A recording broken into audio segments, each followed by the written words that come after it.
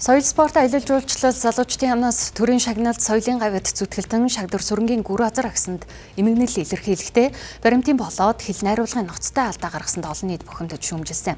За гэвч сайд алдарч авлаа олон нийтийн шүүмжлэгийг өөрөөсөө холдуулж алдаа гаргасан эвлэлийн ажилтнаа ажилласан чөлөөлж хариуцлага тооцсон байна.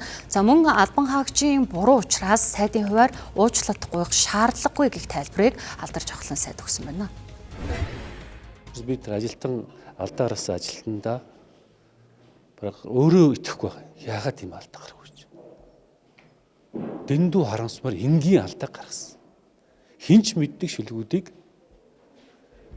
талигачих гэж бичсэн байсан. Хичнээн яарсч байсан гэсэн одоо ийм энгийн алдаа гаргасанд би бүр гайхаад байгаа юм. Харамсаж байгаа. Бүр итгэж чадахгүй байна. Уучлахгүй по. Тийм учраас би энэ ажилтныг одоо бас яагаад ийм энгийн алдаа гаргавал гэж би бодож байна. Энэ энгийн алдаа. Та яагаад гаргасан бэ гэж асуусан юм уу? Асуусан. Өөрөө би яарад бичсэн төрийн ёслолын албанаас одоо эмгэнэл одоо гэхдээ бас хоёрдугаарт нь тэр ажилтан маань тэгээд дараа нартаа үзүүлэлгүй шууд тавьсан байна. Тэгээд би үнэхээр гайхаж байгаа юм дээр. Маш их гайхаж байгаа.